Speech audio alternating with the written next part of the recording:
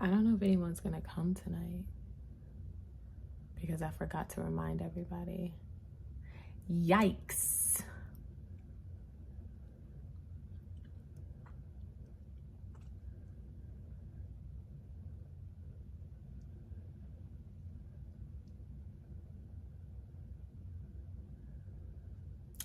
Yeah, I forgot to remind everybody.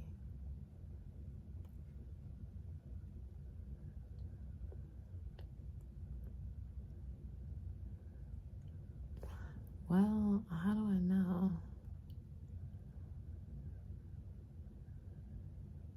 Oh, hi. I see two people.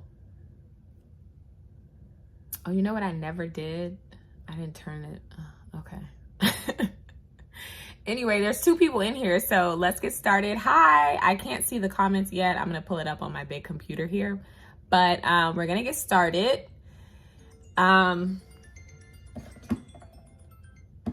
Tonight, this is really part 3. Hi, Anaya. Good evening. Okay, I see the comments in here. Good.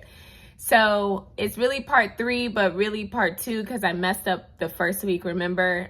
So we didn't quite finish the Heart of Algebra section. Yeah, it's only y'all 2, so it'll be the 3 of us tonight, okay? We're going to get this math. 1 person, no person, 80 million people, we're going to get it. So we're going to do problem solving and data analysis. I want us to move on from algebra because the SAT is in a couple weeks. And I want us to start doing some stuff with like mean, median, mode, percentages, probability, things like that. And if we have time, then we'll come back to the algebra stuff. But I feel like y'all did really well in the algebra. So actually after today's session, I'm going to release actually it's already up on YouTube, but I'm going to release the algebra quiz. And I shortened this live today because I don't know why I thought we could get through like 20 questions each live in 2 hours. I don't know what I was thinking. So I shortened the amount of questions today. So we should get through everything. And then you guys can take the little quiz after too. And I'm going to post the link to the quiz inside the YouTube video so it'll live there. And I think you can take the quiz as many times as you want, just so you make sure you actually are understanding what I'm talking about today, basically. So hi, Erin. Hello. So let's get started. I'm going to turn the camera around, so hold on to your vertigos. It's going to get a little shaky. Okay. Rear. Okay. All right. Oh, I got to change this. Okay, hold on. It's really about to get shaky, y'all, so hold on. Turn this around. Okay. Make sure I don't press end on this thing.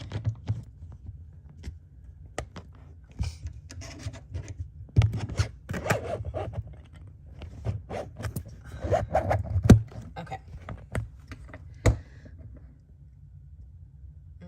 No.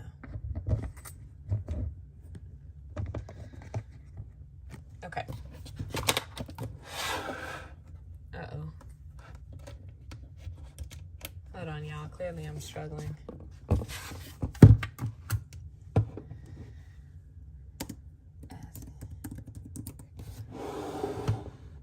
I'm just putting my password in on the computer. All on camera. All right.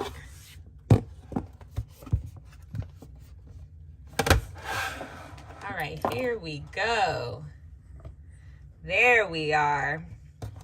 Everyone can see, everyone's good. Something just fell. All right, let's get started with this first question. Is this mine? I don't know. I think this is. Right there. And let's move this out the way because I don't like this. It's in the way.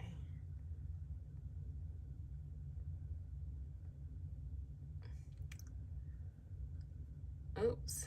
Okay, hold on. Let me turn this thing off because it's in the way. There we go.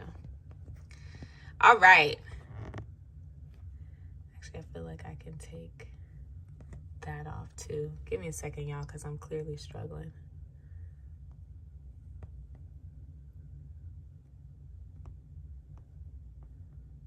Okay, I don't know if y'all can see the cameras, I don't know if y'all can see the comments on screen. Hopefully that doesn't get into the way. All right, so let's get started. We're in problem solving and data analysis again. And for all of this section in its entirety, we can use calculators. So make sure you bring your calculator out with your notebooks and your pens and pencils, because we'll be using the calculator a lot. I'm on live. Can you text me? Okay, I can't go downstairs, so okay. Okay, sorry about that, guys. So 1 liter equals 1,000 milliliters. 1 deciliter equals 1/10 liters. Well, 1/10 of a liter. How many milliliters are in 2 deciliters? So what do we need to do? We need to do some unit conversions, right? I need to go from 2 deciliters all the way to milliliters using these rates right here. So we want to know how many are in 2 deciliters. So let's start with that. 2, and I'm just going to say deciliters times. All right. This is the unit of measure, right? I need to cancel it out. The only way I can cancel out decimeter or deciliters is if I multiply it by a fraction where deciliters is in the denominator. So it'll cancel like that. So from here, 1 deciliter is 1/10, or we can just put 0.1, right? Of a liter. So we could stop here since the deciliters will cancel out, but we'll be left with liters, and we need milliliters. So I'm going to keep going. I need to cancel out liters, so I'm going to put it in the bottom here. So liters and liters will cancel out. And 1 liter is 1,000 milliliters. So deciliters cancel out, liters cancel out, and I'm just left with milliliters after I do all the multiplication, and that's exactly what we want. How many milliliters? So now you just put this in the calculator. 2 times 1/10 times 1,000. So we can put that in any calculator, whatever calculator you have is fine. 2 times 0.10 times 1,000 equals 200. So that's 200 over 1 times 1 is just 1. So 200 over 1 equals 200 milliliters. Questions? Y'all got that one? Y'all need me to run it back?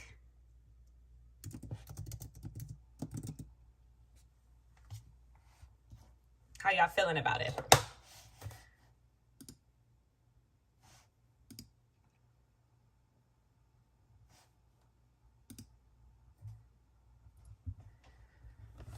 Good? Got it. Okay, good. Because you know what's coming next? A question for you. How many milliliters are in 3 deciliters? So how many milliliters are in 3 deciliters? I'm going to bring this back on the screen so that y'all can see the unit conversions. I want to know how many milliliters are in 3 deciliters.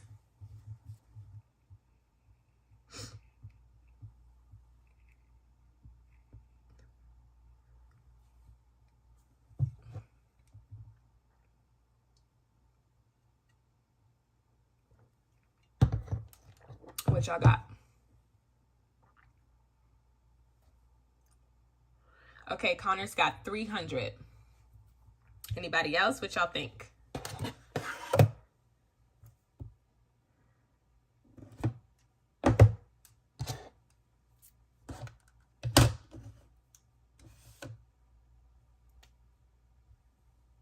Y'all agree?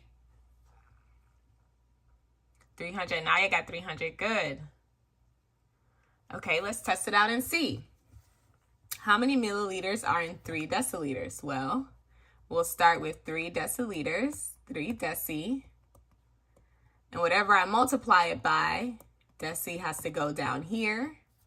And the rate says that 1 deciliter is 1/10 of a liter. So 1 deciliter is 1/10 or 0.1 liters. Again, I'm looking for milliliters, not liters, so I need to cancel liters out by putting it in the denominator here. And the conversion is 1 liter is 1,000 milliliters. So 1 liter is 1,000 milliliters. Deciliters cancel out, liters cancel out, and we're left with milliliters at the top. So this will be 3 times 0.1 times 1,000 on top and 1 times 1 on the bottom. This becomes 300 over 1, which is 300 milliliters. Great job. Perfection. Okay, let's keep it moving. Next question. So we have this little chart over here, and the question says, what is the average or the arithmetic mean of the numbers of fries per order? Okay, so what we have here is a frequency table, right? But it's actually given in like chart form. So if we were to put this in table form, we'll have these as X, 1, 2, 3, 4, 5, and 6. And Y would be 30, 10, right? 30, 10, 10, 20, 15, 25, 35. So that means there are 30 ones, there are 10 twos, there are 23s, there are 15 fours, there are 25 fives, and there are 35 sixes. So if we were to write out each one of these, we would have to write 1 30 times, 1, 1, 1, 1, 1, 1, 1, 30 times, 2, 10 times, 2, 2, 2, 2, 2, 2, da, da, da, da. Then we would have to, if we needed to find the median, we would have to find the number that was in the middle, blah, blah, blah, blah, blah, blah, blah, right? So since this is in the calculator section, I would recommend getting a calculator that can solve this for you, do the stats for you. So I'll show you how to do that in the calculator that I suggest, and then I'll show you how to do it by hand. I don't want you guys doing this by hand on the test because it'll take so much time and you don't have a lot of time on the test, right? So let me open this calculator and let's get to the statistics menu. Let me make sure I have it cleared. Okay. I just wanted to make sure I had it clear for you guys. All right. So we have the calculator. We're in the stats menu, but this is the Casio FX 991EX. Love this calculator. It was like $14 or $15 at Walmart. We're going to get to the statistics menu, which is 6. And we're just dealing with one variable, right? Number of fries. So I'm going to put X in this column and the frequency in the column next to it. So X is 1, 2, 3, 4, 5, and 6.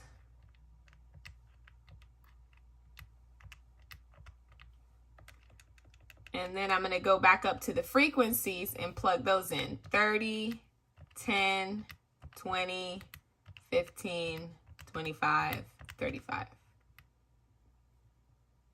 Awesome. So then I'm going to select options, and I just want the one variable calculations, number 3. Okay, so X bar is the mean. The mean is 2.7, I would say. Standard deviation, 2.32. What else do we have here? The median, minimum. Oh, you know what? Did I not set this? Hold on. Oh, no, that's correct. N is 135. Okay, good. There are a total of 135 numbers. The median is 3. Max is 6, obviously. Min is 0. So we have all the stats here.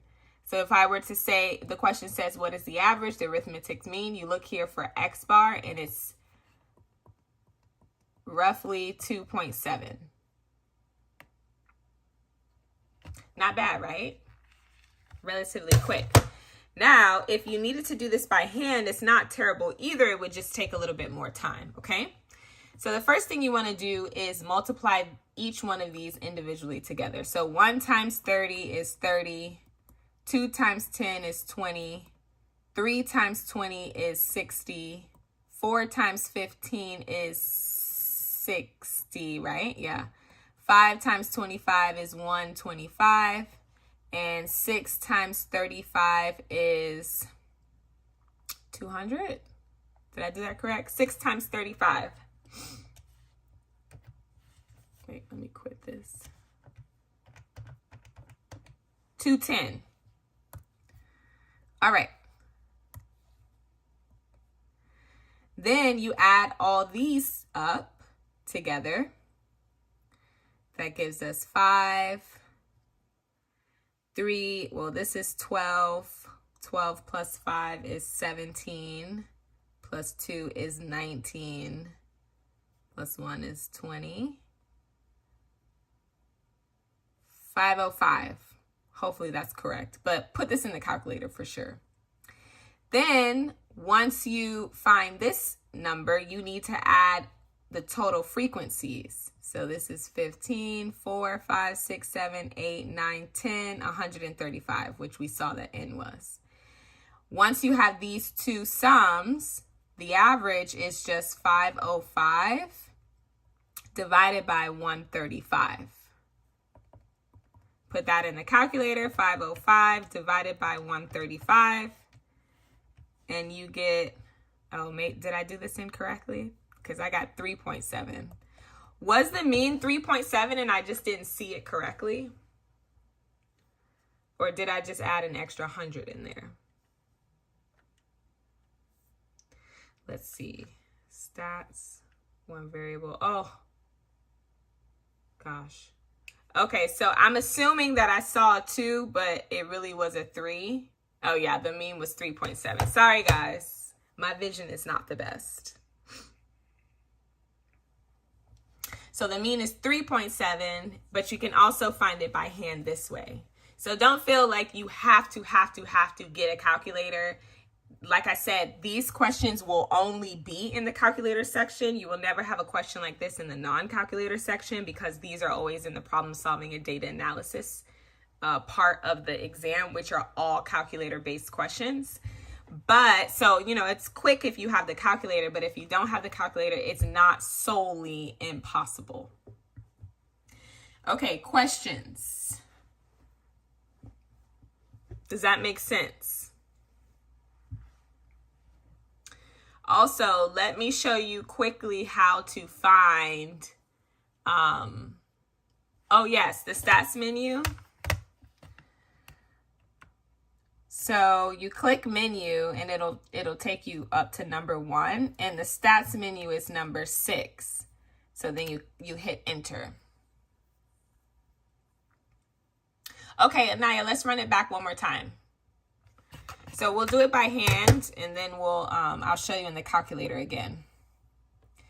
So this is obviously not just a regular like mean, right? It's not like you just take all the numbers, add them together, take the sum, add it together, then divide it by the count, right? This is a frequency. There are 30 ones, 10 twos, 20 threes, 15 fours, 25 fives, 35 sixes. So there's a total of 135 numbers. Obviously, you can't sit here and go one by one and write 1, 1, 1, 1, 1 until you get 30 ones, right? That would be insane, and that would take you forever, and the test would be over. So it's a little bit easier to set it up kind of like in a chart.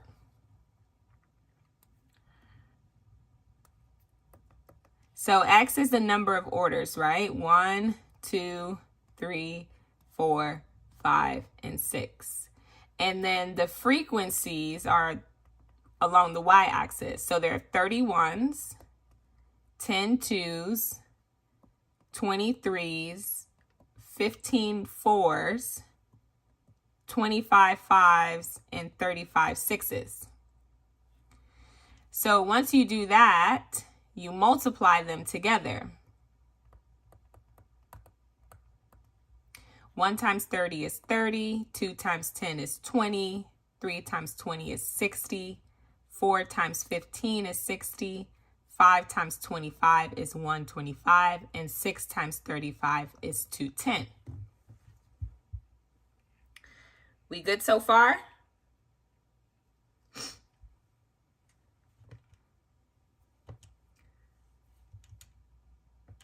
Let me go back to 1. Good so far? We good? Why 31s instead of 130? Why 31s instead of 1? So why are these the x's and these the y's? Well, definitely if they give you a chart, you know how regular charts work, right? This is the x-axis and this is the y-axis. So you always put the x, like if they give you the chart, this is x, this is y. And this will always be the frequencies, right? But let's say they didn't give us the chart and we didn't know. Usually the variables, so the numbers that change, that just vary from some range to another range, are the y's, like the frequencies, are the frequencies. Whereas the x's, or like in this case, the number of orders, they stay the same. They're like kind of constant. 1, 2, 3, 4, 5, 6. There's not much variation in these numbers. Whereas along these numbers, these counts, there's so much variation. 30 here, 10 here, 20 there, 35 there, 15 there, 25 there. So the frequency changes. So there were 30 fries in one order. And 2 orders had 10 fries. I'm sorry. Yes. Does that make sense? Oh, okay, good. So now you do the x's, you count their frequencies, and then you multiply them. Now we need to add each of these columns so we can see. When you add all these together, it equals 135, right? Or was it 2? No, it was 135. And when you add this column together, it equals 505. So you totaled the frequency. So there are 135 numbers in total in count. And then you added the sums of all the numbers, right? So then to find the mean, you just take 505, you divide it by the total count, which is 135, and then you get 3.7 something. So that's the mean. In the calculator, this Casio to be specific, if you, let me see if I can put the light down a little bit. We start with the menu. We need to get to the stats menu, which is right here, number 6, and press enter. One variable, we're just dealing with one variable, so we click 1, and it'll set you up with the frequency. So we'll put our x's in, 1, 2, 3, 4, 5, 6, and we'll put each frequency in. 30, 10, 20, 15, 25, and 35. Once we set that in, you click options. And we're looking for the one variable. Remember we started with one variable, the one variable calculations. So the first thing that comes up is the mean, x bar, 3.7. This little sigma, if this is like a big E, that means sum. All the sum of the x's is 505. sum of the x squared, variance squared, variance 1.89 would be the standard deviation. And there's a total of 135 numbers. The minimum number is 1. And this is like the 5-number summary, right? For the box and whiskers.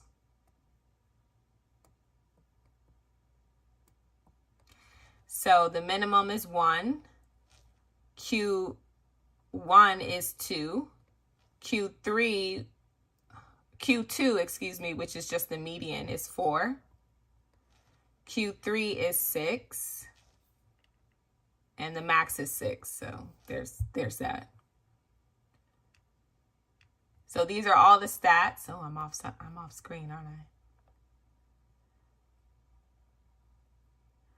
Okay, so wait, so list is L1, and what is the frequency list? It should be L2. Yeah, 1 variable stats, yes.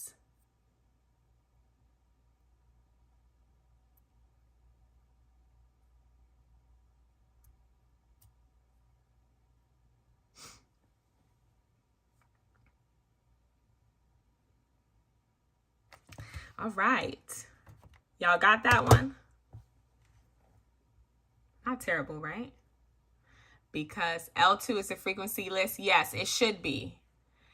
Basically, they're asking you which list did you enter the frequencies into. So if you entered, like if this was L1 and this was L2, then you would say, yes. Okay, good.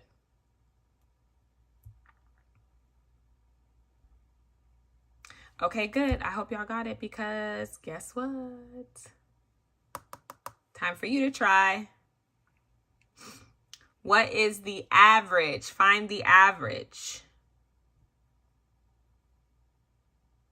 I'm going to give y'all a little bit longer to solve this one. Maybe like 45 seconds.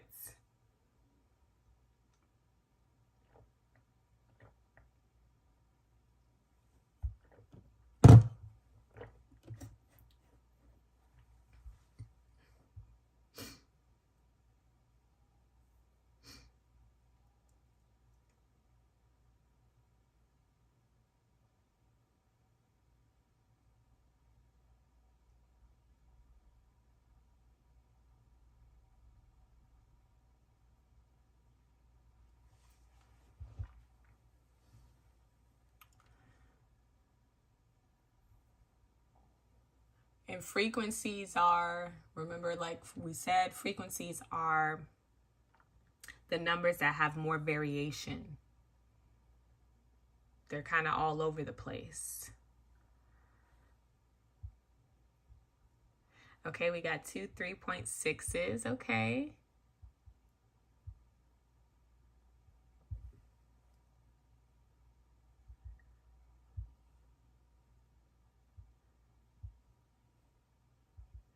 Anyone else? 3.6. Okay, Connor got 3.6. Okay.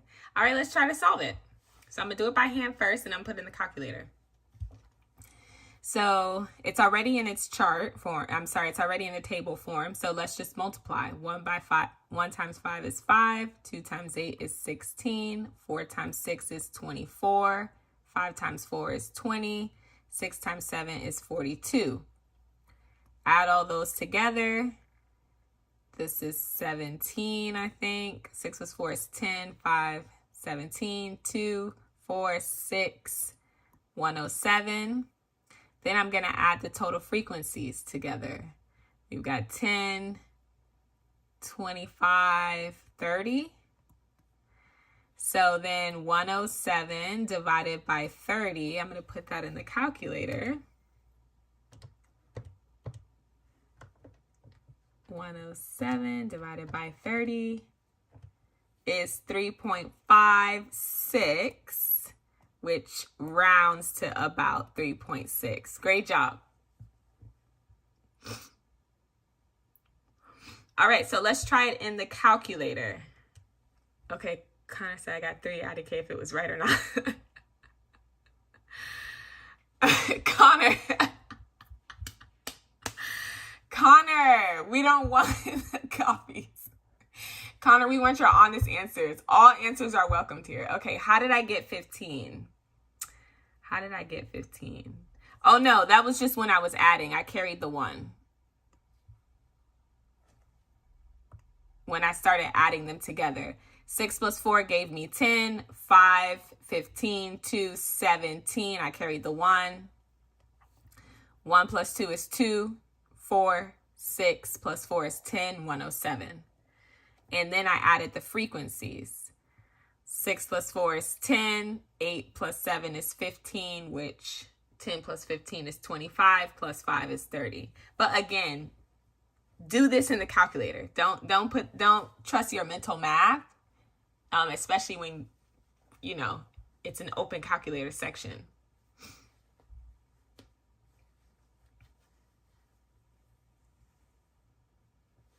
Okay, so let's put in the calculator and see what we get.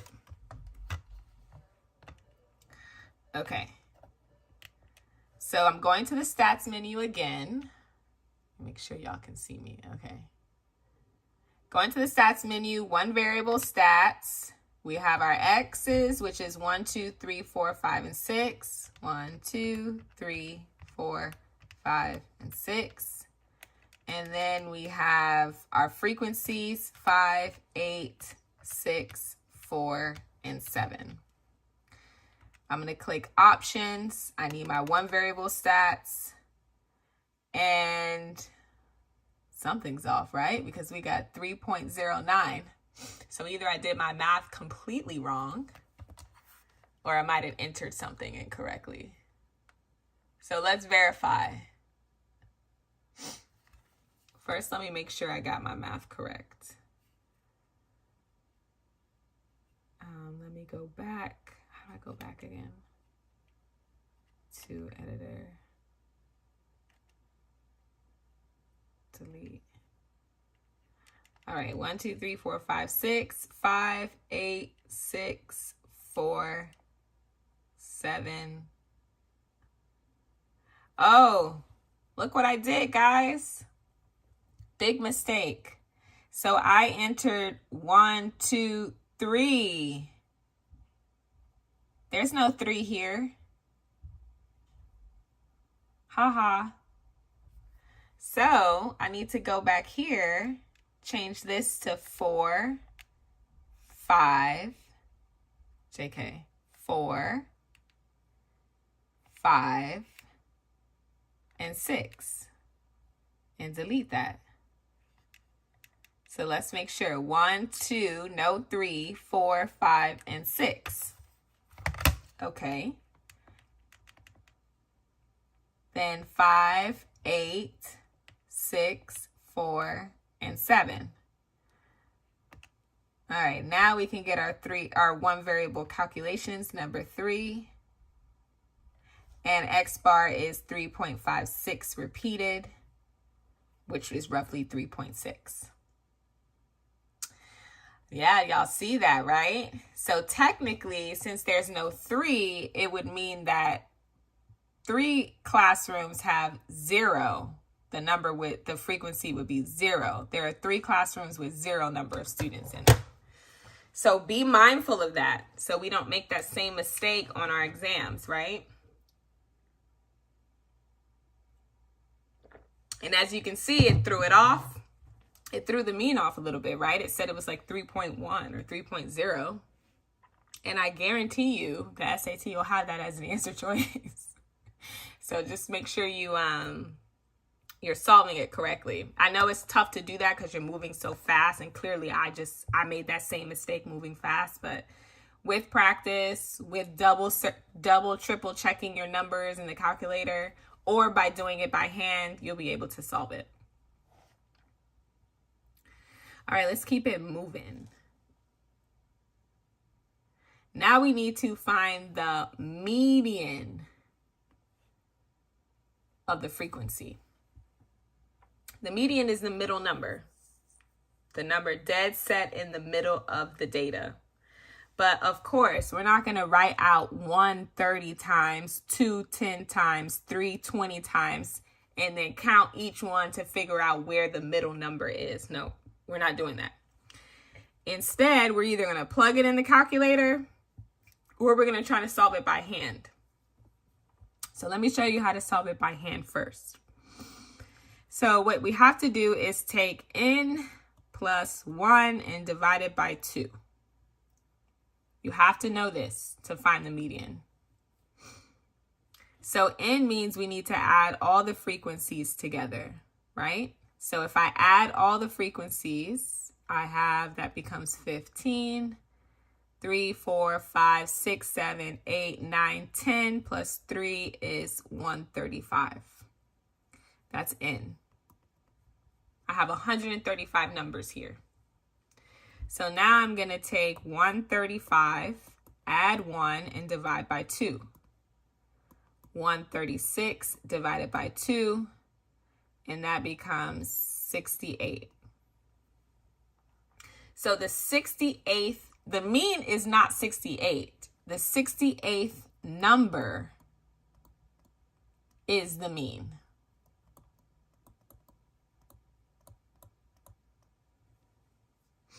So we need to find the 68 number. Well, the first 30 numbers are 1. And then numbers 30 through 40, right? Because if you add 10, so these are numbers 1 through 30. These are numbers 31 through 40, because we added 10. These are numbers 41 through 60. Not quite there yet. We need number 68.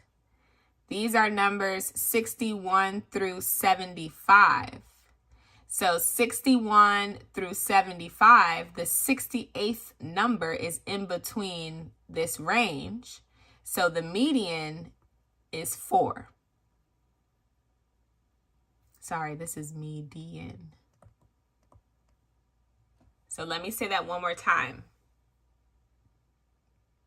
If we're looking for the 68th number, right? The median is not 68. We're looking for the 68th number. So since there are 31s, the first through the 30th number are all 1s. Plus 10, right? So 31, numbers 31 through 40 are all 2s. Numbers 41 through 60, we add another 20. 41 through 60 are all 3s. And numbers 61 through 75 are all 4s. So the 68th number is a 4 because it's in this range. Right? So yes, definitely a guesstimate or a calculator would be best, would suffice for sure. But make sure you're like 100% confident, because sometimes they could be asking for the number between two sets, right? And then you would have to take the median and it would be 4.5 instead of 4 or 5. The SAT is good for that. So make sure you know how to find it precisely, or just use the calculator. So let's try it in the calculator. I'm still in stats mode. So I'm just going to go back to edit it. JK, there we go. And let's just delete these out and start over. 1, 2, 3, 4, 5, and 6. We got all of those this time. 1, 2, 3, 4, 5, and 6. And now I'm going to input the frequencies. 30, 10, 20, 15, 25, 35. Option, we want our one variable stats. Our mean is 3.7 and our median, MED, is 4. So way quicker, right? Even if they ask you what's Q1, 2, what's Q3, 6. Even for standard deviation questions. So it's good to have a calculator that you can understand and that can handle these very quickly. All right, guess what? You try. make sure we check all of these before we go and enter into our calculators, right? Make sure we are certain about what we're entering.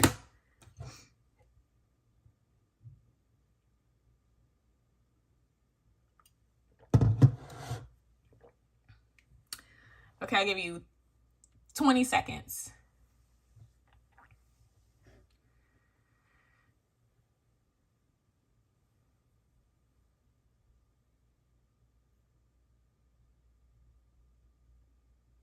Ooh, Aaron got 4. Aaron's quick.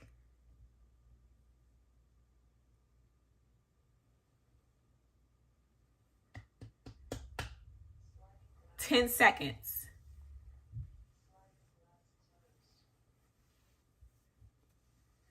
5, 4. Where are your answers? Where are your answers? 3, 2. Aaron. Connor, I would love to see your answer. Anaya. Victoria. Orca 5 got 4 too. Okay. Hope I pronounced that right. Orca 5? 4. Okay, everybody got 4s. 4, 4, 4, 4, 4. Good. So I'm going to put this one in the calculator.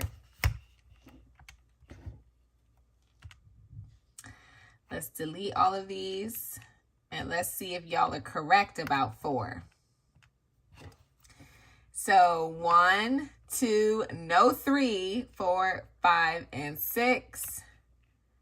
And then the frequencies are 5, 8, 6, 4, and 7.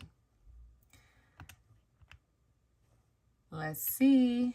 Median is 4. Great job. Y'all killed it.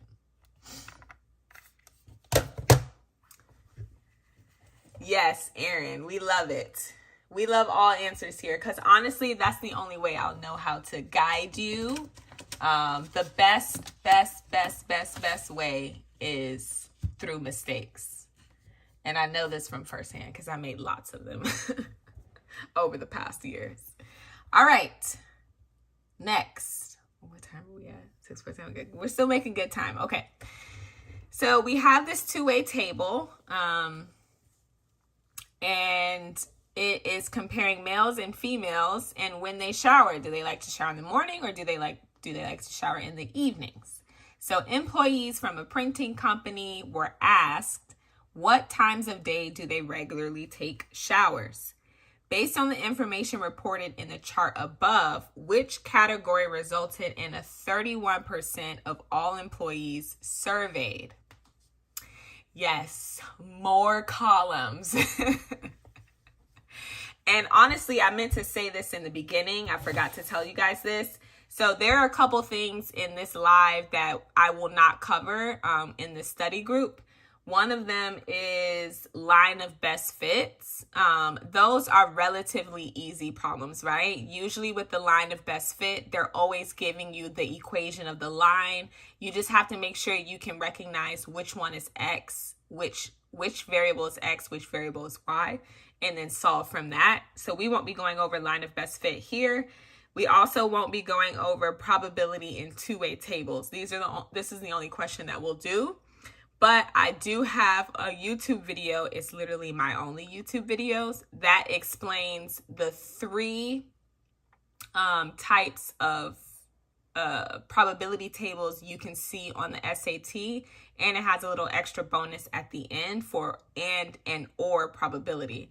So watch that video because we won't go through that today. But you can always go back to that video. You can watch it 100 times until you figure it out. So we'll do that. Okay. Okay, so let's get started with this one. Wait, Victoria says she's just along for the ride. Well, Victoria, mental notes, but also this will be saved to the YouTube. It actually goes just right after, which I didn't realize. So I don't know what happened to the first live. I have no clue, but this will literally be uploaded directly to YouTube and it'll just sit there, honestly. So let's see. we are looking for a probability that would equals 31%, right? It's kind of tough to see, but it's 31% out of all employees, right? So all employees is all total employees, which is 166%. And whatever this probability is, we want it to equal 31% or 0.31, right? So whatever probability goes here, whether it's males for morning showers, male for evening showers, females for morning showers, females for evening showers, we don't know. But we know that out of all employees is 166. It needs to be a 31% or 0.31. From here, it's not bad, right? Multiply both sides by 166 to cancel that out. X will equal, put this in the calculator.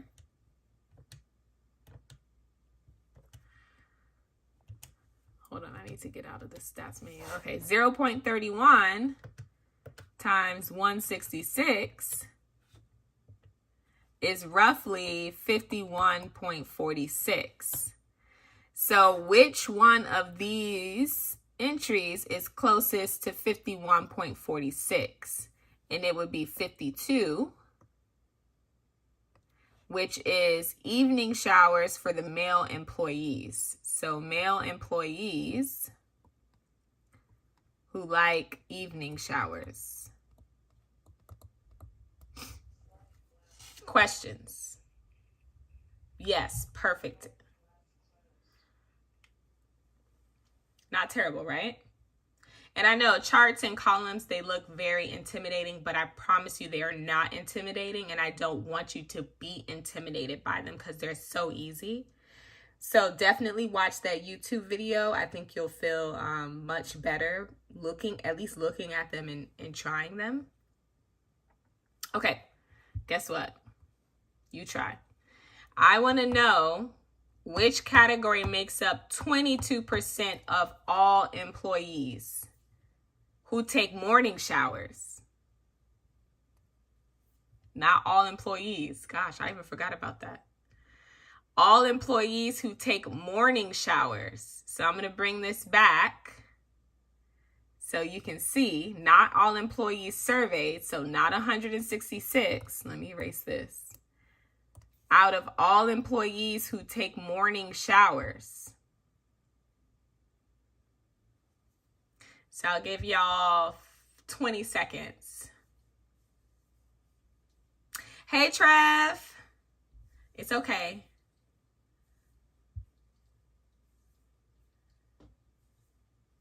All employees who take morning showers, 22%. Which category? Aaron says males. Connor says females. Ooh.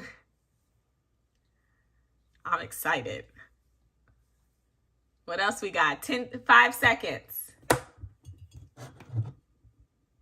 22% of all employees who take morning showers. Orcify has males.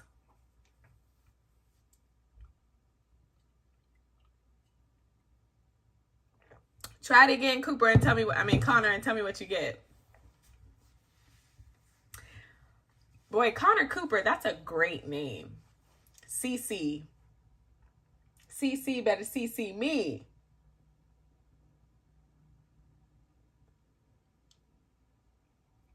Oh, okay. Good, Connor, though. I'm glad you caught your mistake. So, again, we want to know which category makes up 22%. So it's going to equal 0.22 out of all employees who take morning showers. So we need to go to the category of morning showers. And the total of morning showers, or the total number of employees for morning showers, is 58. So it's out of 58. And now we just solve algebraically. Multiply both sides by 58. The 58s cancel. We have x equals 0.22 times 58. is 12.76. And so that is roughly close to 13. So males would be correct.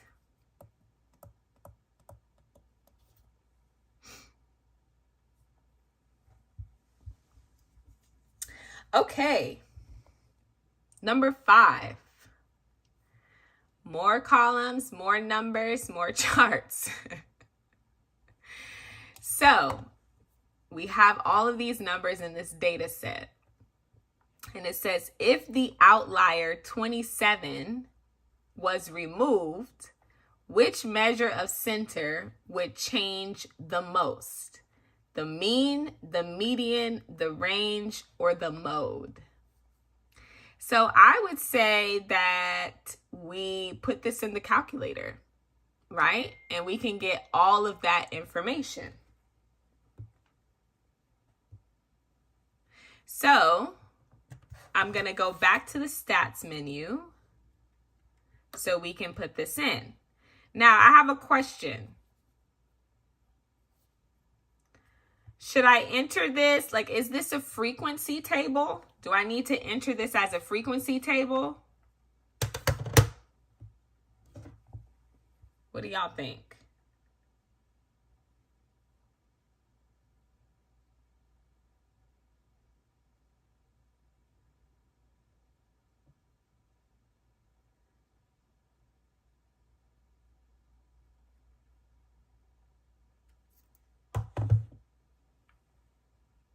Okay, rain. Okay, oh, we got some answers. Okay, Trav says rain. Anaya says mean. Okay, so let's put this in and see.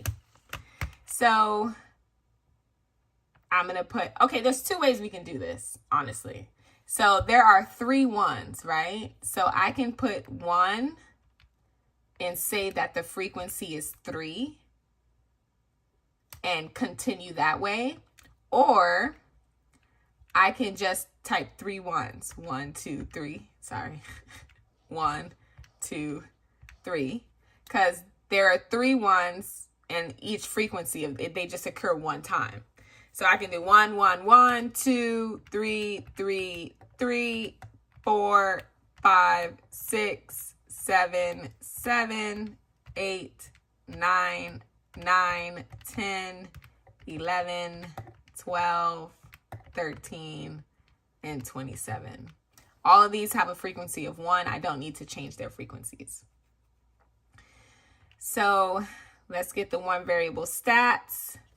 Let's write these out. So the mean is 7.1 with the outlier. The mean equals 7.1. The median is 6.5. The range, and then the mode. Now, I don't think they give us the range or the mode in here. Yeah, we just have to figure that out on our own, right? Y'all don't see anything that says mode. No. But anyway, the max is 27 and the minimum is 1. So the range would be 27 minus 1, which is 26. And the mode is the number that occurs the most often, which would be a tie between 1 and 3, right? Because there are 3 1s and 3 3s. Now let's take the 27 out. Let's remove the 27 and see what stats changed the most. So I'm going to delete the 27 and then go back to my stats. So now my mean is 6.05. The median is 6. The range now is 13 is the max, right? 13 is the max. 1 is still the min. So 1 minus 13 is 12. And the mode are still the same, 1 and 3. So which one of these had the changed the most, had the greatest change? 7.1 to 6.5 is like roughly 1. 6.5 to 6 is 0.5. 26 to 12 is huge, right? That's more than 10, right? And then 1 and 3 and 1 and 3, they stay the same. So the range had the largest change. What did you do on the calculator to get that again? I just went to menu, and then you hit the stats. We're dealing with one variable. You'll pretty much always deal with one variable, I feel like, for the most part. And then I entered all the values in here. And they should all have a frequency of 1.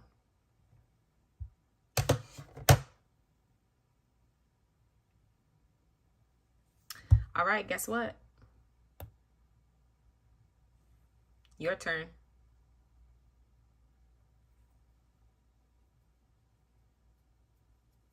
Mean, median, range, or mode. Maybe I should put that there instead of measure of spread. Mean, median, range, or mode. Which one will change the most? And I'm going to do it here with y'all. I'm doing mine in the calculator. I'm not even going to attempt to do it by hand.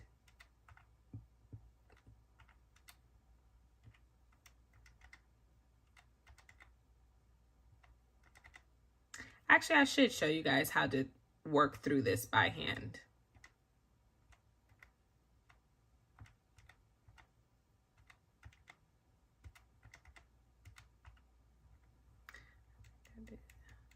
Yeah, 20.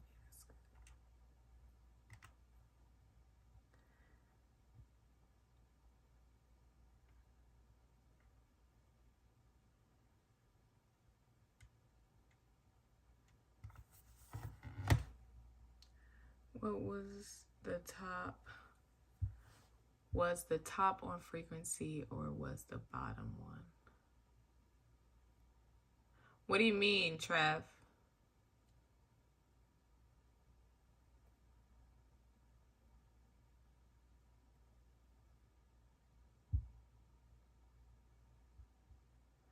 Okay, 10 seconds.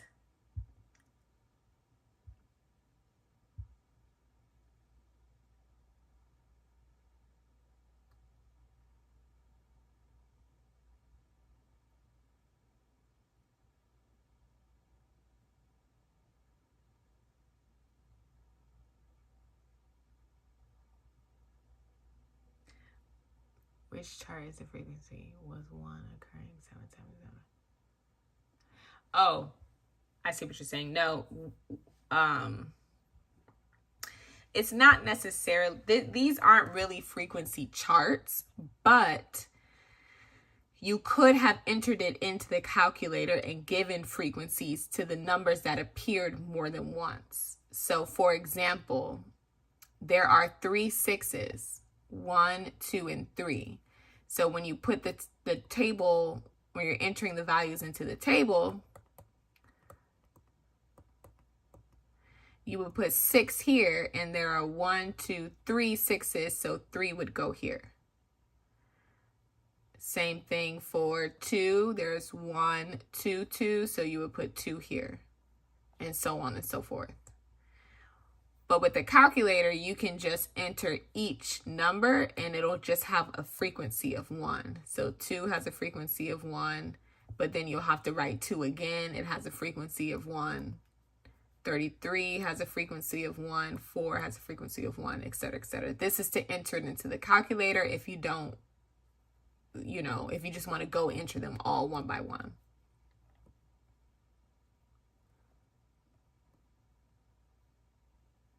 All right, so as you may have guessed already, it is actually, I think it's the range that changes the most. But let's put it in the calculator to verify. But like I said, if you wanted to do this without the calculator, I would definitely start with the range first because it's the easiest, right? So the smallest number is 2, the largest number is 33. So the range will go from 33 minus 2, which is 31, to now being 13 minus 2, which is 11. So it has a 20-point difference. No other measure of spread will have that same amount of difference, right? The mode will remain the same, which I think is 10. There are 3 10s, and there will continue to be 3 10s after the 33 is removed. The median won't change that much either. It'll just move either half or a whole number over. The only thing that we can't be sure of is the mean. But I'm going to go ahead and guess that it still didn't change 20 points because the 33 was removed. So I put it in the calculator with the 33, and the mean is 8.35. So we'll say the mean goes from 8.35 to, now let's remove that 33, which is here, delete, and let's do the stats again. So now the mean is 7.05. So it still didn't have the biggest change like the range did. So the answer would be the range. Okay, good. Number 6. The median value of all the cars in the parking lot is 24,506. And the mean value, so we have the median value and we have the mean value, 36,755. Write a situation that will explain the difference. So obviously there's no writing in the math section of the SAT, but I want to talk to you about this, and I want you to write this down in your notes. So I didn't give you multiple choice answers. So you might only have one question, and you might not see this question at all on the SAT. But again, if your SAT number is 50, so you want to get 50 questions right, so you can get what score comes with 50? So you can get a 680, or no, a 720, I think is with 50 questions, correct? You got to know these things, right? So let me draw this so you can take a screenshot. This has to do, when you see something like this where they're comparing the median and the mean, it has to do with either being left skewed or right skewed, right? Left-tailed or right-tailed. I'm sure y'all have heard that before. Left-tailed / skew versus right-tail / skew. Okay. So a left tail looks just like that. The tail of the data goes off to the left. And a right tail looks just like that, where the tail of the data goes off to the right. So in a left tail, the mean comes first, then the median, then the mode. So mean, median, mode. In the right tail, the mode comes first, then the median, then the mean, right? And we're looking at this on a number line, right? So if we look at a number line from left to right, the numbers increase going this way, right? They get bigger, 1, 2, they get smaller, -1, -2, going this way. So in a left tail situation, the mean is smaller than the median. And in a right tail or right skewed, the median is smaller than the mean. So just memorize this, literally. Just memorize it. So if we look at this example, the median is 24 grand, the mean is 36 grand. So that means that this situation has a right tail because the mean is larger than the median. So the way that we would describe this is that there are only a few amount of cars, right? So here is where the majority of the values lie, right? Because this is where the big part of the like this hump, right? Lots and lots and lots of values, lots and lots and lots of values, and then the values go small, small, small, small, small, small, almost to zero. Same thing here, small, small, small, small, small, and then huge, lots of values, lots of values. So the majority of the values reside over here. This is where the chunk of all the values lie. So in this situation, we would say that, we would describe this saying, there are only a few amount of cars that are valued much more, right? Because this is greater than.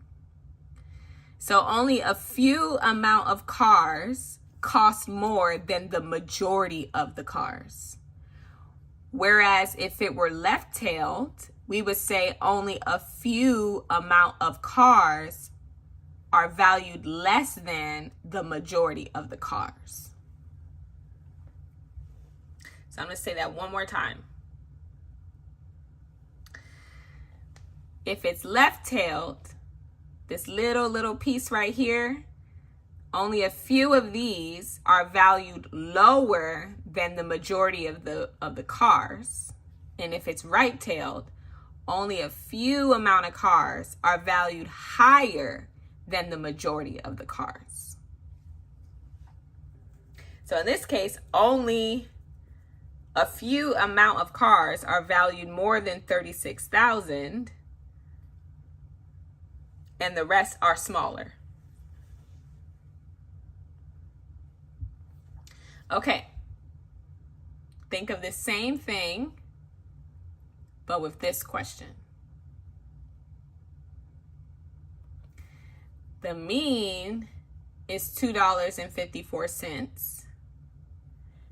Oh gosh, I put mean and mean, didn't I? This should be the median. Median. The mean is $2.54. The median is $5.66. Is this left-tailed or is this right-tailed?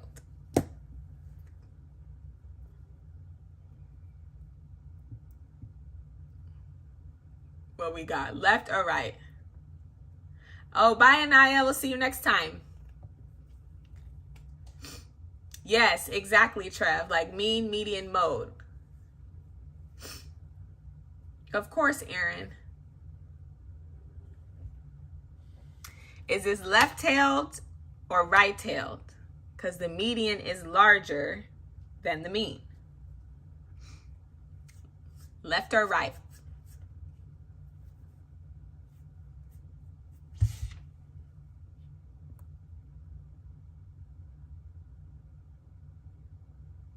Left-tailed, good. The mean is smaller, the median is greater, the mode is the largest. Here, the mode is the smallest, the median is next, second largest, the mean is the largest. So this means that it is left-tailed.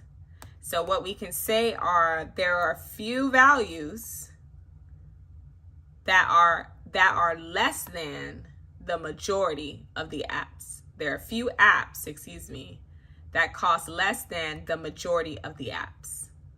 That's how you would describe that. Okay, good. Like I said, you might see one question on there, but it's one that chokes everybody up, and I just wanted to make sure you had notes on it in case you come across it in your practice. All right, here we go. Word problems. Chanel is a professional basketball player, and she can make anywhere from 1 to 100 shots per game. Let's recenter this. The average, or the arithmetic mean, shots made in her first 3 games was 70. What is the lowest amount of shots Chanel can make in her 4th game if she wants her average of all 7 games to be 85? What? What did we just read? What? Yeah, she gets buckets. Okay, don't sleep on women's basketball. Okay, so let's figure this out sentence by sentence. So Chanel is a professional basketball player, and she can make anywhere from 1 to 100 shots per game. So at her lowest would be 1 shot, and at her highest would be 100 shots. Got it. The mean or average shots made in her first 3 games was 70. So let's stop there. So if we try to put this in like equation or numerical form, the average, which equals 70 in a total of 3 games, we don't know, right? The top would be the sum of those 3 games. Sum of the first 3 games. Let's say first 3 games. So if I multiply both sides by 3,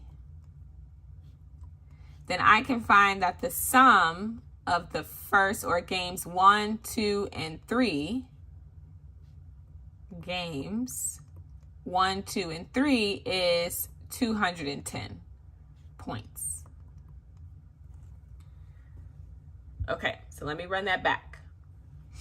They told us that the average for her first 3 games was 70.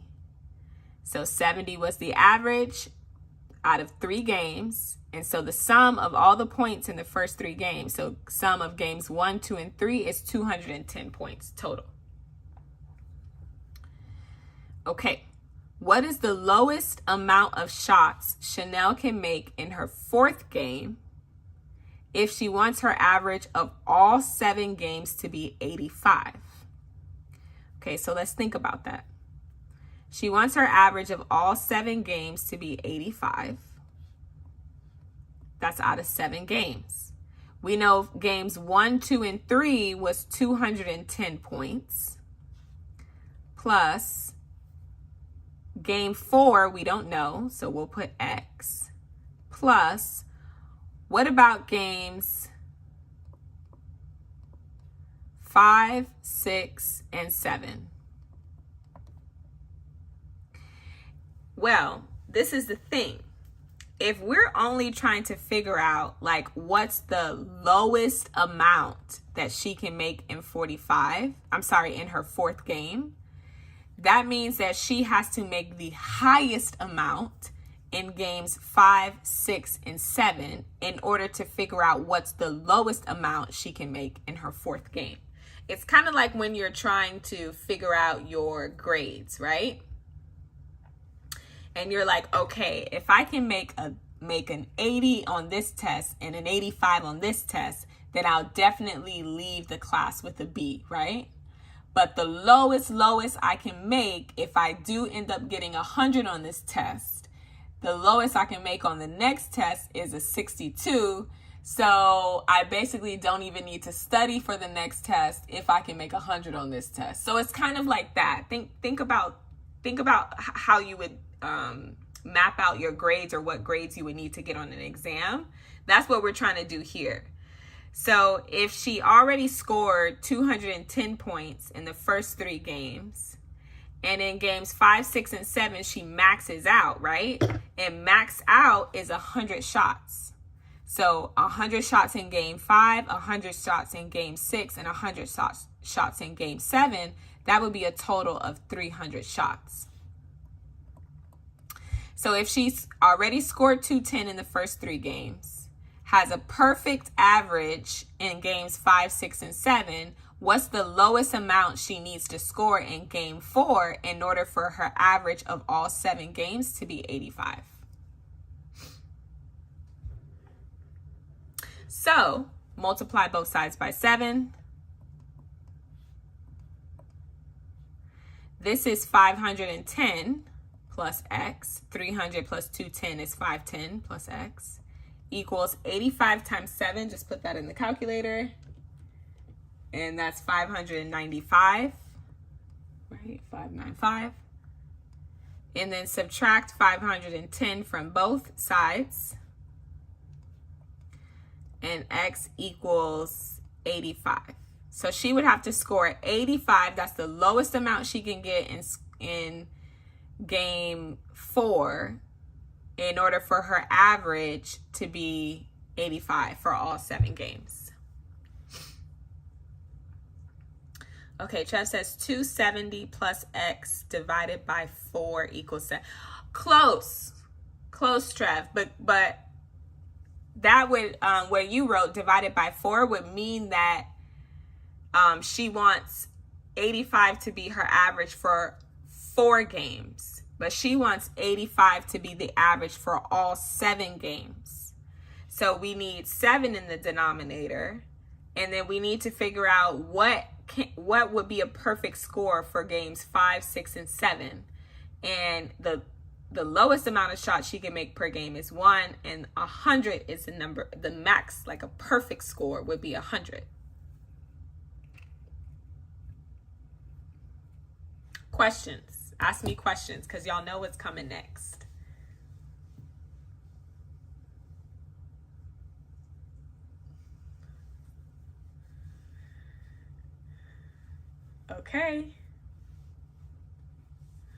Okay, next is you try.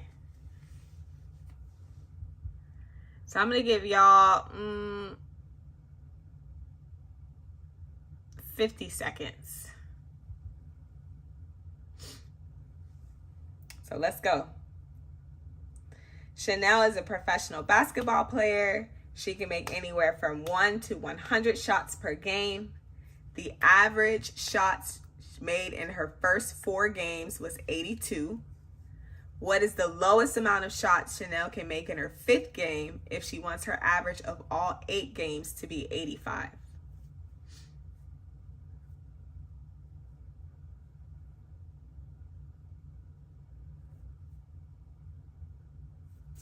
$40 seconds. I want to see everybody answer too.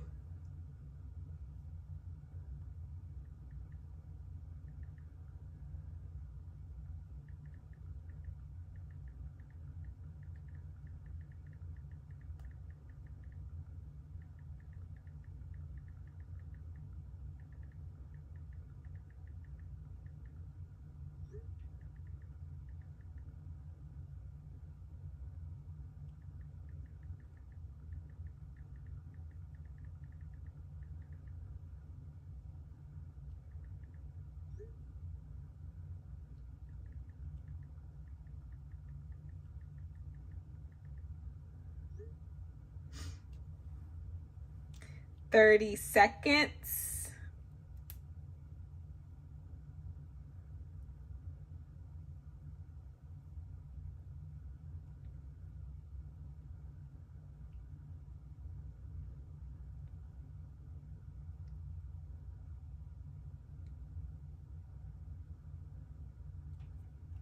Okay, Trev has 52. Who else?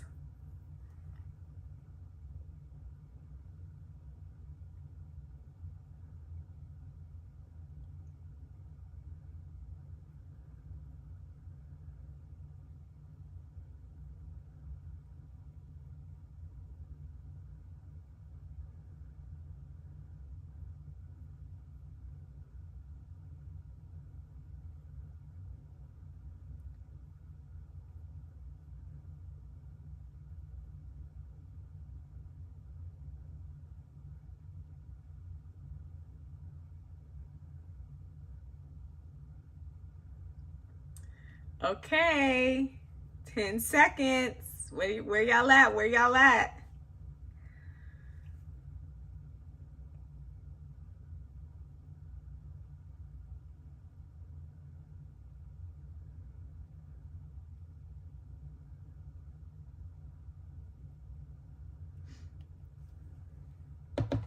Okay, what y'all got?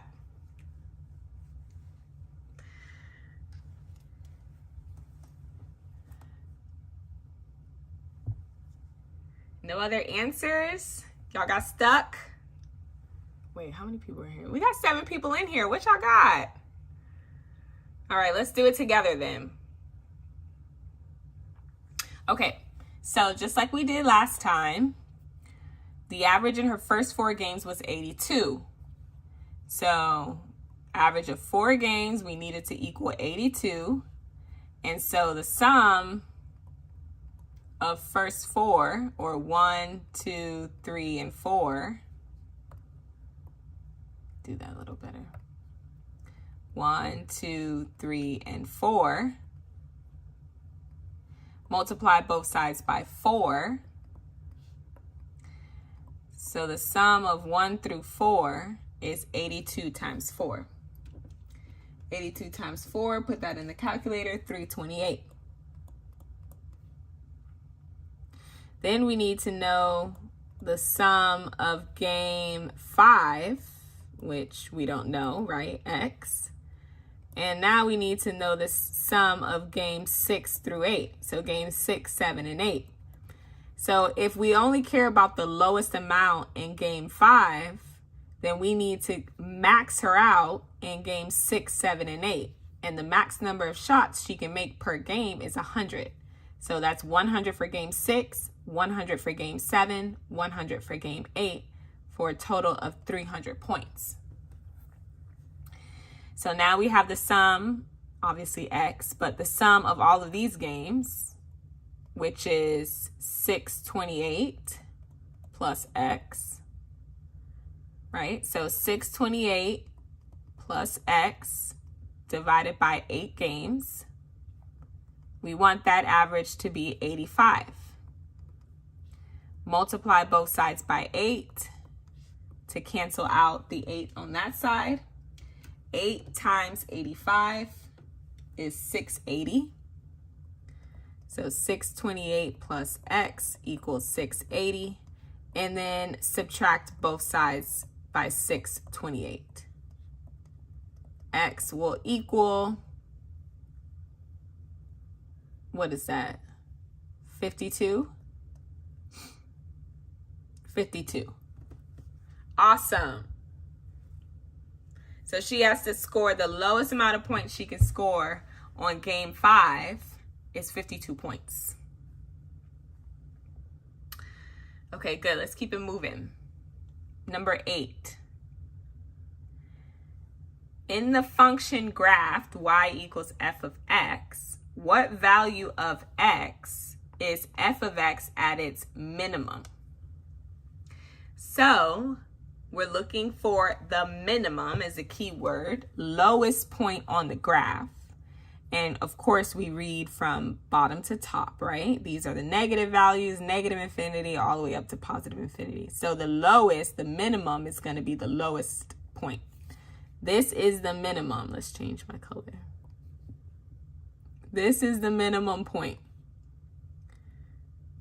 What value of x? So we need the x value of the minimum point.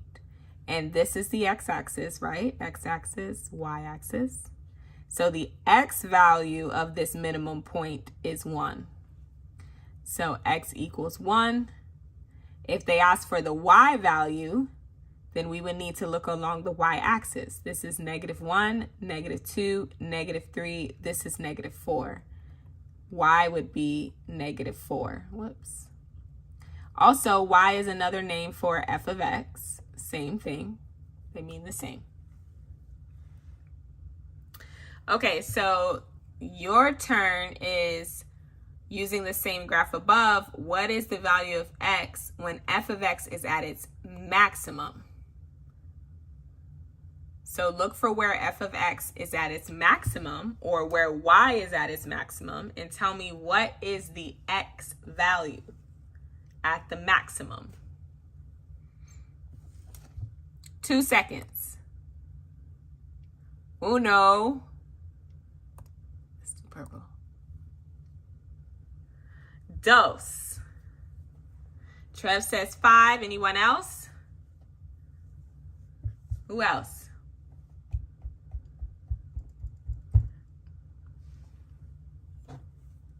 Okay, let's see.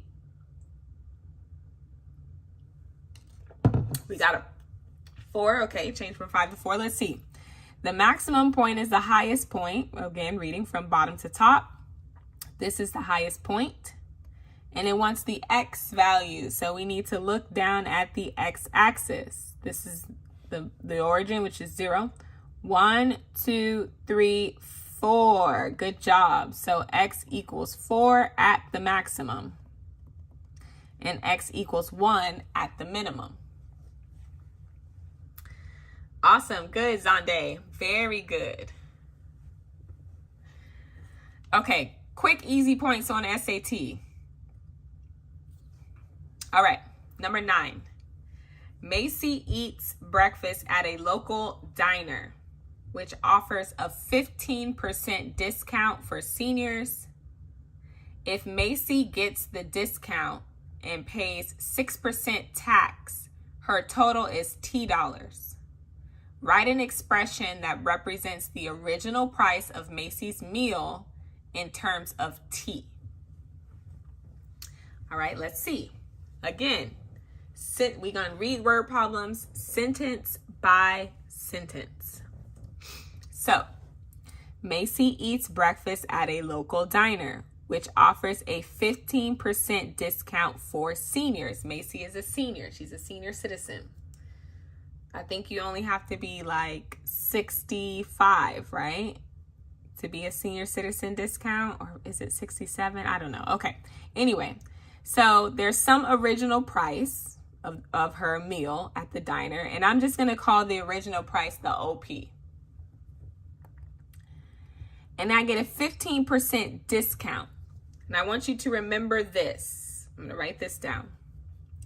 If you see discounts, it's always 1 minus the rate.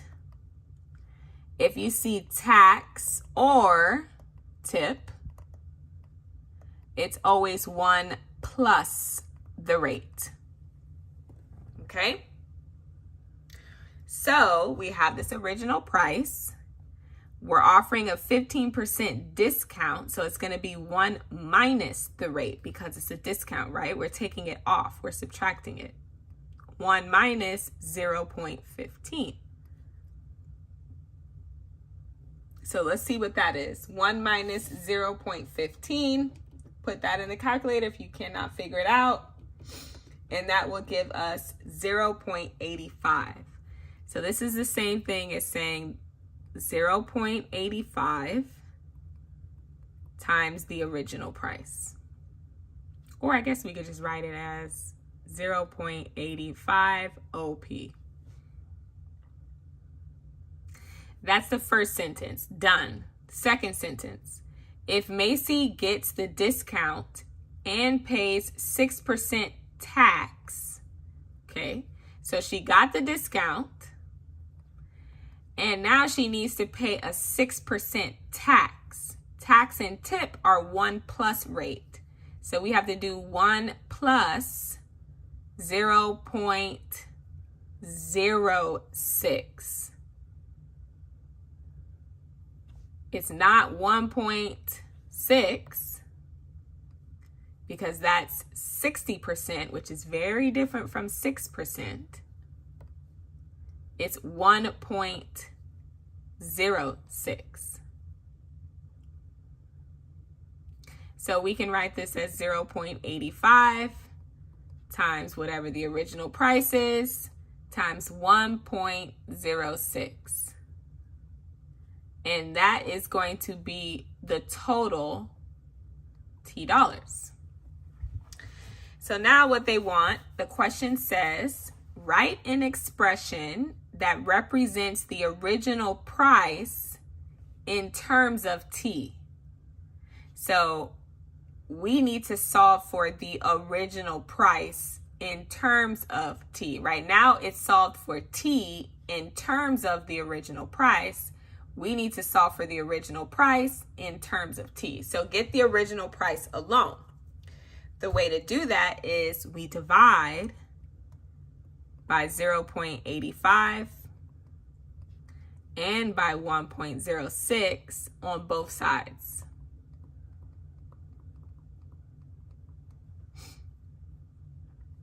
That cancels out, that cancels out. We're left with the original price equals T, the total, over 0.85 times 1.06.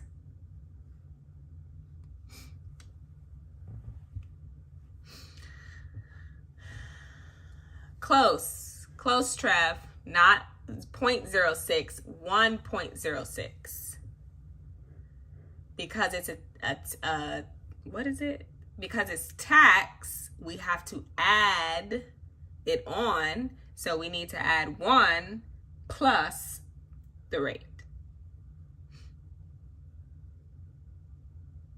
So I'm gonna run it back one more time. Macy eats breakfast at a local diner. It offers a 15% discount. Keyword. Discount is 1 minus rate. So it's the original price times 1 minus the rate, which is 15%, which is the same thing as 0.85 times the original price. Then Macy gets a discount and Macy gets the discount, and on top of the discount pays 6% tax. Tax is the key word, 1 plus the rate.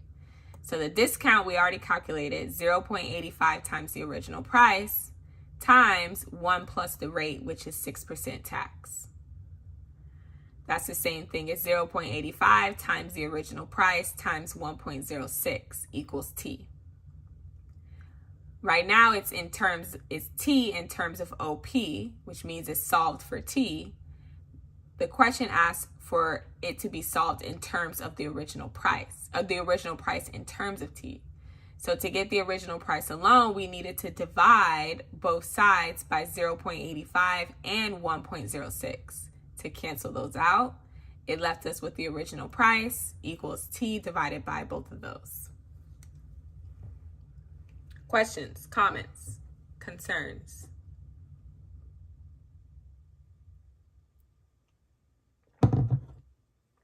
All right, you try.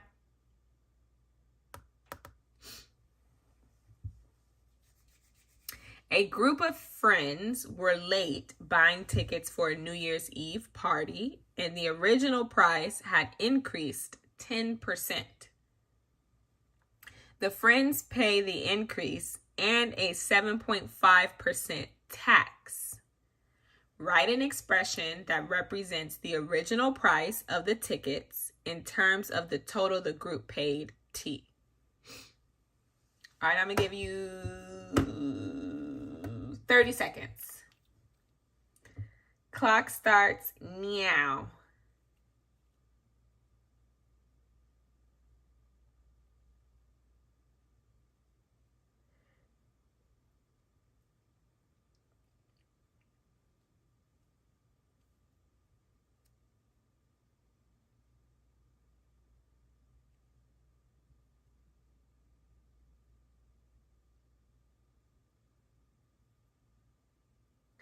Ten seconds.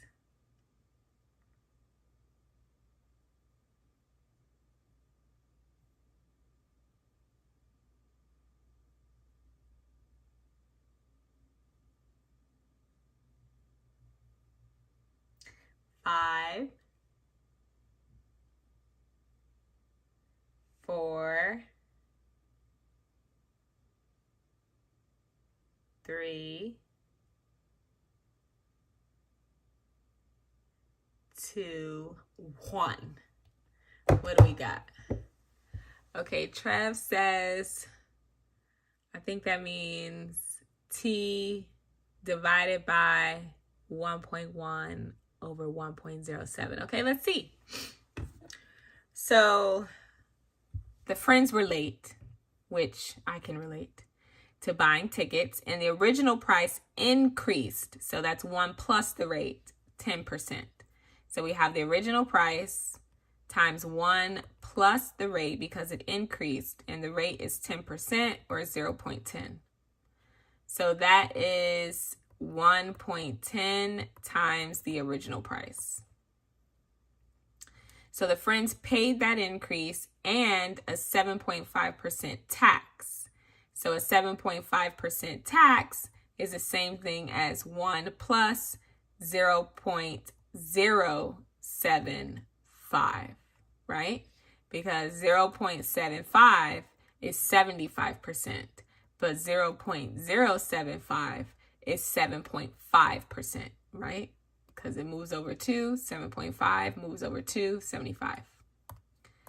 So this will equal 1.10 times the original price times 1.075. And that will equal the total that the group paid, which is T. Now, to solve for the original price, we just divide both sides by 1.10 and 1.075. 1.075. Cancel, cancel. And on this side, we're just left with the original price, and it equals this.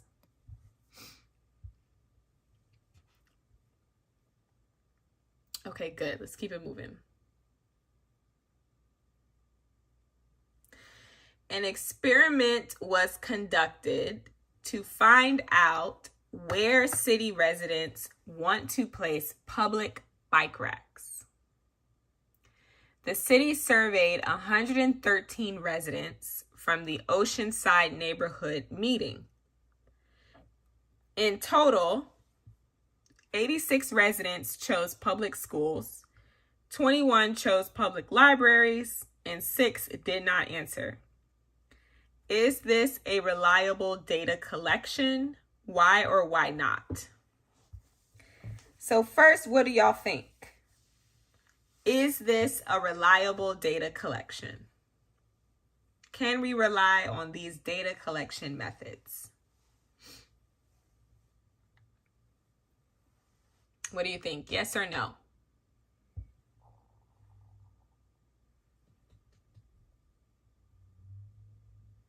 Sí or no?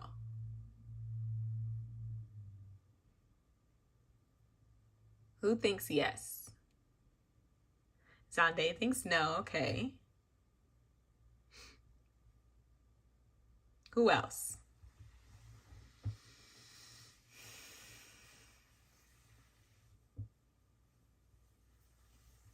Okay, well, let's see. The experiment was conducted to find out where the city residents want to place public bike racks. Right, Zande, exactly. Zande says because it only represents that neighborhood. Right. And we like for data collection methods to be, number one, random for certain. And number two, something that's like inclusive of the data set, right? The sample. So we don't see a word random in here at all. Experiment was conducted to find out where city residents, the entire city, right? But the city only surveyed 113 people from Oceanside neighborhood. So obviously this survey collection method is biased towards Oceanside residents. And if I lived in Oceanside, I would say, and I had a bunch of, I don't know, schools in my district or in my city, then I would pick schools because I only have one library maybe in Oceanside. So it's biased, right? It wasn't randomly selected. It just was a bunch of bias and it's not reliable. Awesome. Let's look at an example I want you to try. An experiment was conducted to find out where city residents want to place public bike racks. The city sent a mail-in survey to 113 randomly selected residences. In total, 86 residents chose public schools, 21 chose public libraries, and 6 did not answer. Is this a reliable data collection? What do you think? I'll give you 5 seconds. Okay, maybe 8. No, 7.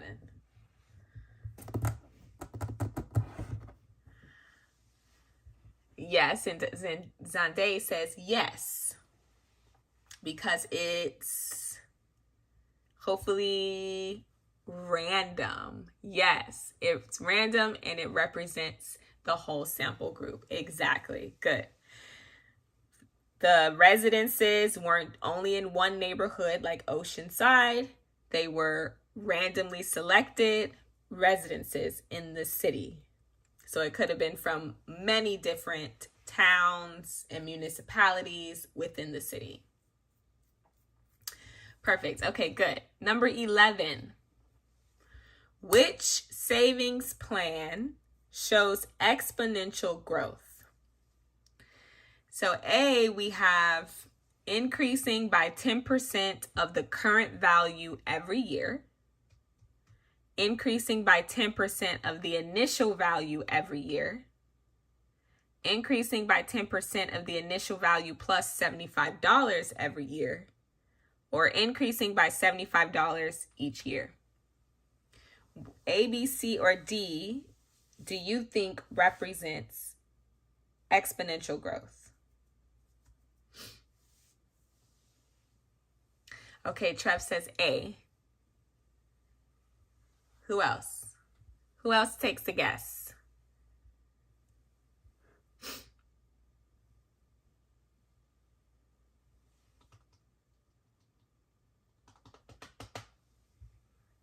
$10 of the current value, 10% of the initial value, 10% of the initial value plus 75, or 75 each year. Okay, well, let's see. Increasing by 10% of the current value each year. Keyword here is current value, which will change depending on what year you're in, right? Sunday says C. We like all answers here. So C, we'll approach all of these. So a keyword in A is current value. That's whatever the value it is that year. So if in year 1, it's $100, then 10% of that is $10. So fine. If in year 2, it's $110, right? What's 10% of 110?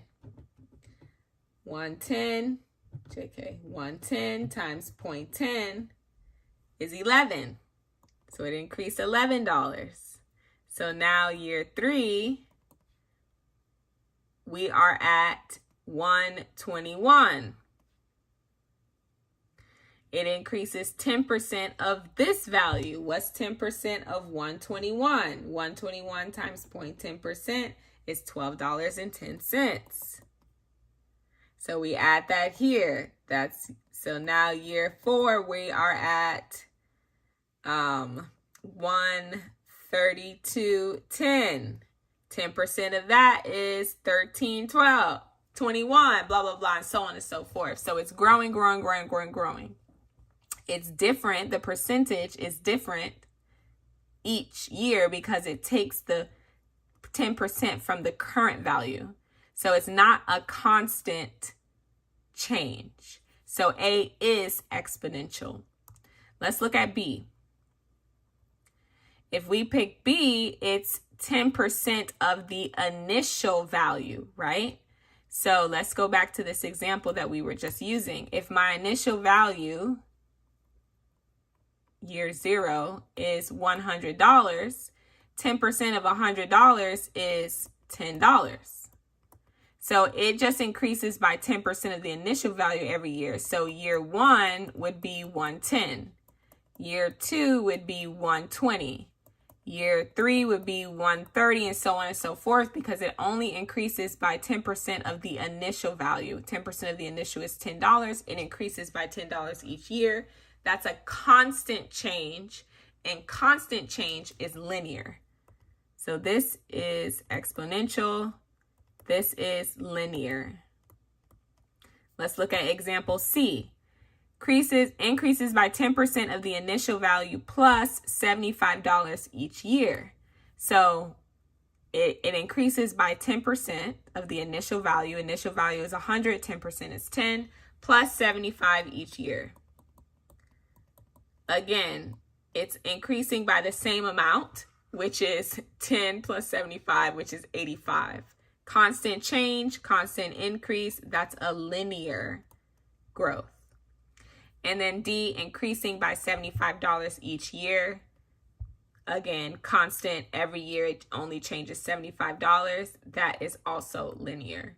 So keywords that you want to look for when you're trying to differentiate between exponential growth and linear growth: current value, double, triple, etc.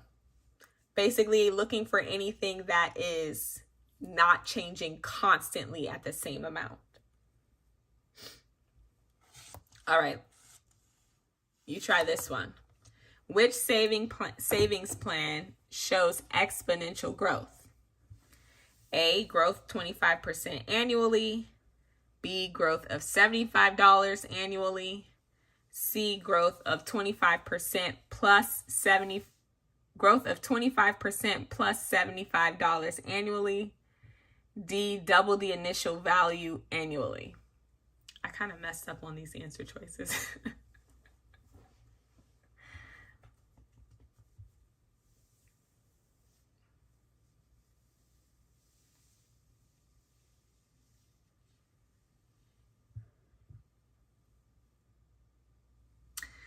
Okay, I kind of messed up on these, so it's a little confusing.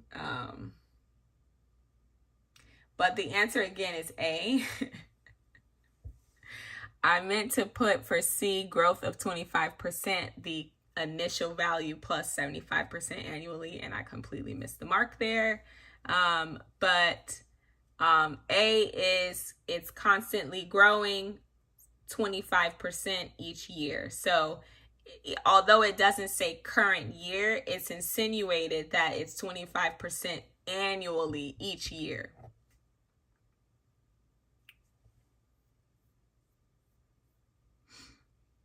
Yes, A. Sorry, I messed that one up.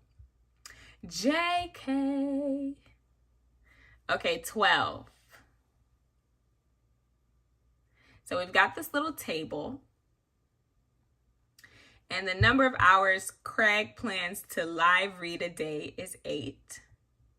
The number of words Craig can live read per minute is 53. The number of words in Craig's script is 52,346. We want to know about how many days will it take Craig to live read the entire script using what we got. So the script is 52,346 words.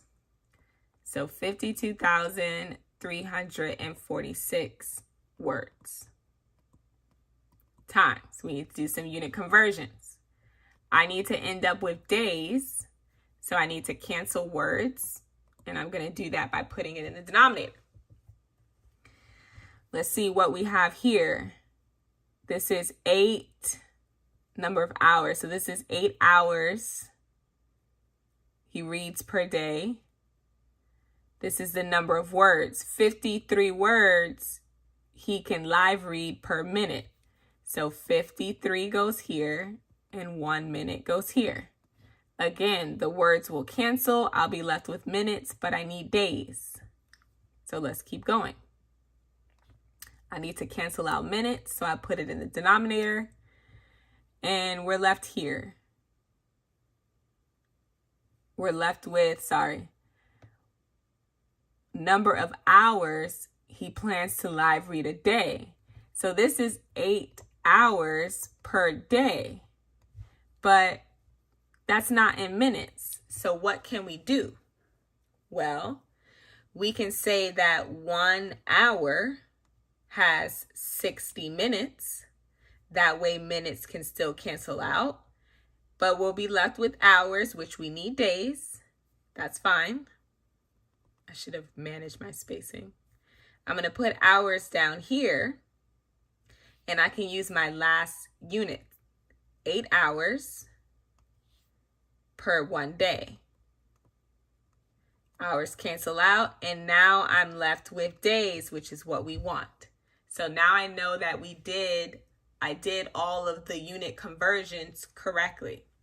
So on the top, I'm going to have 52,346 times 1 times 1 times 1. And on the bottom, I'm going to have 53 times 60 times 8. So that just leaves us with 52,346 on top. And then 53 times 60 times 8. Put that in the calculator. 25,440 and divide the 2. 52,346 divided by answer is roughly 2.06. So it'll take a little over 2 days to live read the entire script. Let me run this back again. We want to know how many days to live read the entire script, and we're going to use our unit conversions that they give us. We'll start with the entire script, which is 52,346 words. Next, I'm going to cancel out words. So we did that one, right? We're left with 53 words Craig can live read per minute. 53 words, 1 minute, perfect. Now we need to cancel out minutes. They did not give us a unit conversion for minutes. This says 8 hours he can live read a day. So we need to just know that 1 hour is 60 minutes. So that's what we put here. 1 hour is 60 minutes. The SAT just assumes that you know that. Make sure you know that. That will cancel out minutes, and I'll be left with hours. And now we can use our last unit conversion. 1 day is 8 hours. We're left with days because the hours cancel out. Multiply everything on the top, divided by everything on the bottom, and we're left with about 2.6 days. All right, I want you to try. Actually, let's do this one together because we're running a little low on time. We got 3 minutes, and I want to make sure we get through. Yeah, see, it's only 2 left. Okay, so let's do this one. 110 yards Caroline packs per hour. So 110 yards per hour. Number of pairs of shoes Caroline packs per foot of container. So 89 shoes per foot. And number of pairs of shoes Caroline ships total, that number. Okay, so again, none of these, I want to show you that none of these units of measures even need to make sense. What needs to make sense is how you cancel them out. It literally doesn't even need to make sense logically. You just have to make sure you're canceling them out. About how many hours, we want to end up with hours. Will it take Caroline to pack every pair of shoes? So how many pairs of shoes does she have? She has 29,836 pairs of shoes. So I need to put pairs down here to cancel that out. And so one rate, this is pairs of shoes. One rate that we have from the table is 89 pairs for 1 foot. Okay, the pairs will cancel out. We need hours. Well, I only have yards per hour, but I need to cancel out feet. So you need to know that 3 feet is 1 yard. Wait, did I say that correctly? Yes. 1 yard is 3 feet. So now I can cancel feet out. I'm left with yards, and I can use my last conversion. Put yards down here so that they cancel out. 110 yards per hour. And I'm just left with hours on the top, which is what I want. And now I can multiply everything on the top times 1, times 1, times 1 with everything on the bottom. 89 times 3 times 110. So do that math really quick. 29836 times 1 times 1 times 1 divided by 89 times 3 times 10. And that's roughly 11.2 hours. Not terrible, right? Okay, last question. Cocoa butter lotion has 15% more lotion inside than the coconut oil lotion. Okay, so I'm going to say cocoa butter lotion is 15% more. We talked about this before. More is 1 plus 0.15 than coconut oil. So CB equals 1.15 times CO, coconut oil. If cocoa butter lotion weighs 69 grams, so I'm going to input 69 in for CB, 1.15. How much lotion is inside of coconut oil? Divide both sides by 1.15. 69 divided by 1.15 is 60 grams in coconut oil. Okay, if you have questions, make sure you put them in the chat because I know I'm moving fast. So now this one for you to try. The Pacific Ocean is 48% smaller, this should be smaller, than the Atlantic Ocean. So the Pacific Ocean is 48% smaller, 1 minus 0.48, than the Atlantic. So put 1 minus 0.48, and that means the Pacific Island is 0.52 of the Atlantic Ocean. If the Atlantic Ocean is 41,105,000 square miles, how many square miles is the Pacific Ocean? So all you have to do is plug in this very large number, 41,105,000, into this and get P. So 0.52 times 41105,000, and that equals 21374,600. So it's 21 million square miles. Who knew? All right. Oh, the last one. I might have messed this one up. Let me see. 1 plus 115. Wait, this one or this one? Oh, you know what? I might have messed up with the yards. No, 3 feet is a yard, right? I'm not sure. But anyways, if you do go back through this, leave a comment where I messed up on the actual YouTube video, because this will save on YouTube. So if you've gotten through all this, look in the description below for a link to take the a little quiz, just to make sure that you understood what was going on. You can answer these questions quickly and efficiently. And if there's a part that you don't get, just leave a comment and I'll do my best to try to answer them, okay? Okay. I'm not sure who's still in here, but thank you for staying. I love you guys. I know school is either started or starting soon. So have a great first kind of part of the school year.